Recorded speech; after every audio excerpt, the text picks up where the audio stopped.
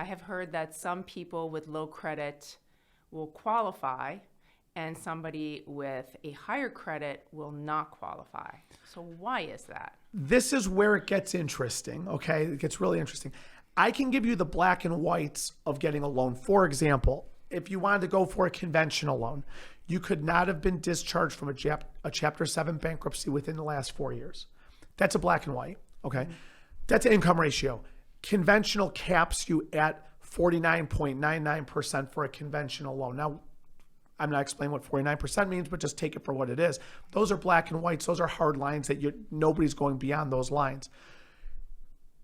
The problem is in getting a loan, there's something called an algorithm. There's a computer program. Actually, I should say there's a computer program, Sophie.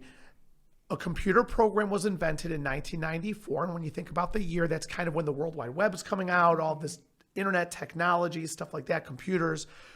Well, Fannie Mae invented a program which analyzes everything. It analyzes how much money you have. It analyzes what your income is. It calculates the debt ratio. It reads the credit to see how many delinquencies have you had. It's actually a pretty impressive program. Well, that program runs an algorithm. The algorithm is just a fancy formula or a fancy way to say it's a formula to determine risk. So naturally, the question becomes, just talking out loud, like, in your opinion, who's higher risk? If I told you, Sophie, I have somebody with perfect credit, but they're going no money down and they have a super, super high debt ratio. They've never paid rent in their life. And I'm about to drop a $2,000 house payment on top of them per month. High risk, right? Yes. Okay. What if I said somebody has a 550 credit score? They have all medical collections, which absolutely hammered their score. They've got a 550. That's a low score. But they're putting 50% down. They have no other debt.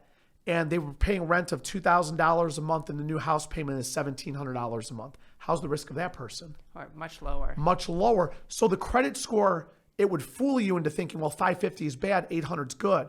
But there's other factors in there. So it goes back to the score. But as the score goes down, truly you better have a bigger down payment. That's really what sets the lower scores apart. So people with lower scores, from a lending perspective with the computer program, desktop underwriter, things like that, you better have a bigger down payment, more towards 10 to 20 to 30%, and it goes from there, depending on how low we're talking.